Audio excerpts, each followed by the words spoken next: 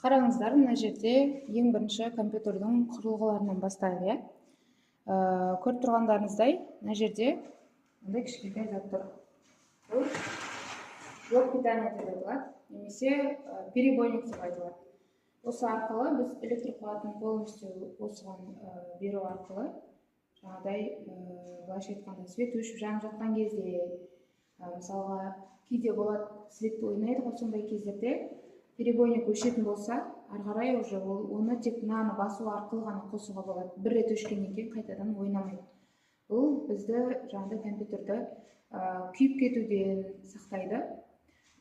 Осы блок питанияға біздің мониторымыз бен системный блогымыз жалғанады. Енді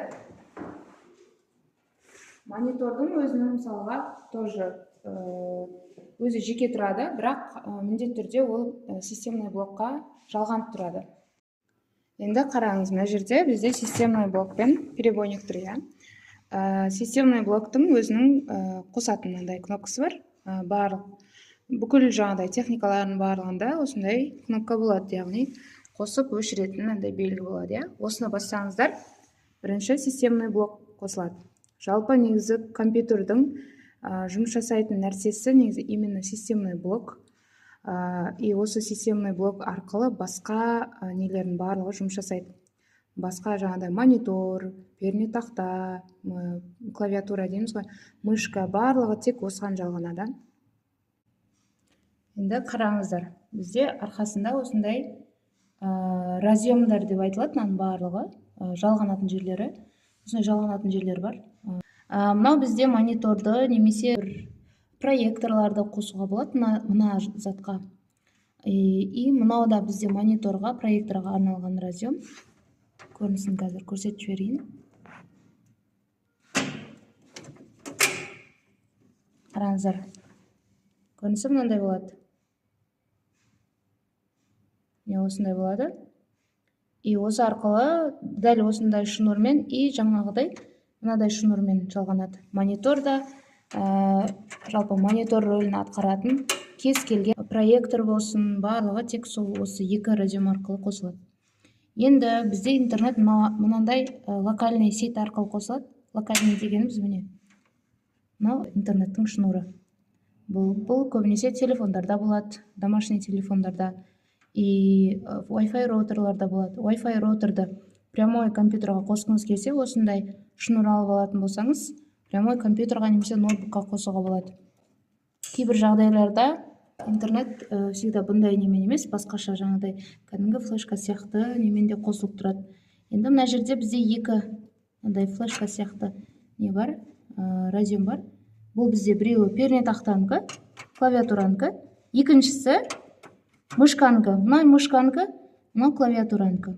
Ал мынау бізде наушниктарға арналған, мына осы үшненің үшеуі де негізі. Үшеуін бірдей қосатын болсаңыз, компьютерға арналған наушник болатын болса, осындай несі болады, қосуға болады. Не болмаса, обычный наушник болса, осылардың үшеуін любойына қайсына қосқанда жұмыс жасайды, сонысына қоссаңыз болады. И бізде мына жерде екі не тұр. Біреуі тоже жаңағыдай клавиатура мен мышка деді қой, клавиатура мен мышканың тек қана флешка түріндегі емес, мынандай да жалғайтын жерлер болады. И осы екі неге жалғасаңыздар, клавиатураны немесе мышканы жалғасаңыздар тоже. Енді мониторға келетін болсақ, монитордың өзінің де жаңағыдай кнопкалары бар. Бұл кнопкалар мынау қосу батырмасы тоже мониторды қосатын. Бірақ мониторды қосқанмен, если системный блок қосылмайтын болса, ешқандай программа жұмыс жасамайды. Бізде программаның барлығы системный блокта. Сол себепті бірінші системный блокты жалғап аламыз мониторға. Мониторында қазір жалғанатын жерін көрсетіп жіберейін. Мониторда мынандай екі не бар. Екі разъемник бар. Мына жерде бізде системный блокқа қосылған екі жағы бірдей шнур. Ал мынау бізде тоққа тығылатын, яғни перебойникқа, блок питанияға қосылып тұрған біздің шнурымыз. Бұндай шнур көбінесе сол тоққа тығатын шнурларда ар жағы вилка түрінде болады. Вилка деген кәдімгі бүкіл телевизор болсын, үтік болсын, барлығында осындай шнурдың бас жағы жаңағы вилка түрінде болады. И мынау біздің басы, неміздің монитордың басы, системный блоктың басы, немесе кейбір бұрынғы ноутбуктарда зарядкасының екі бөлігі болады. Бір бөлігі осындай басы бар, бір бөлігі қалың жаңағыдай несі бар, қалың блогы бар, сондай жері бар болады. Бұл бізде тоққа жалғауға арналған шнур. Компьютерді бөлшектеген кезде, чтобы тоқпен андай не істеп қалмау үшін осылай жалғанып тұрады.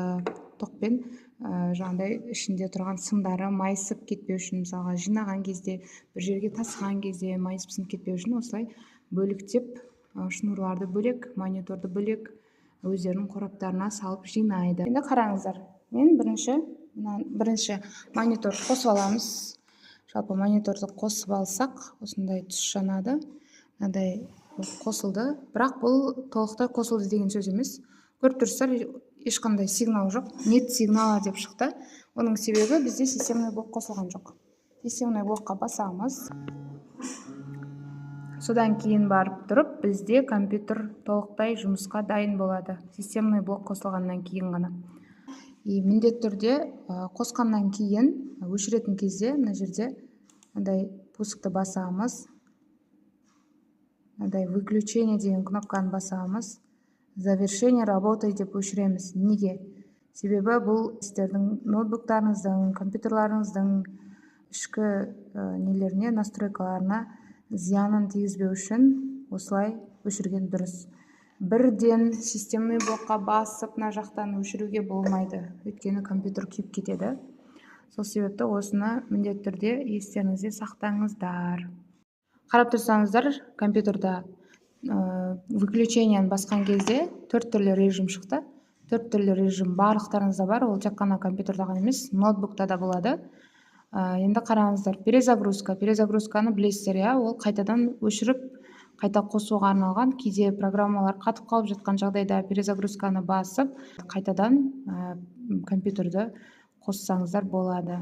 Ол өзі қосылады. Перезагрузканы басқан кезде уже кнопка басудың керек жоқ, өзі өшіп, қайтадан обновление болып, қайтадан қосылады. Екінші, завершение работы, ол толықтай өшіреді.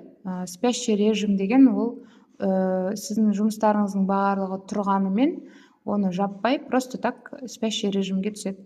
Спящий режимнен кейін просто Enter'ді басып, немесе қандай да бір кнопканы басып, клавиатурадан солай ары қарай жұмыстарыңызды жалғастыра берсеңіздер болады. Заблокировать деген пароль қояды. Мысалға сізде компьютеріңізде немесе рабочий столыңызға пароль қойған болсаңыз, заблокировать дегеннен кейін бас көрейік. Осындай бір не шығады. Яғни, былайша айтқанда, телефонды да блокқа қоямыз, тура сол сияқты осындай блокировка экраны шығады. Бізде пароль жоқ болғаннан кейін Enter'ді басқан кезде просто войти деп шығады, тағы да Enter'ді басамыз, сонымен біздің рабочий столымыз ашылады.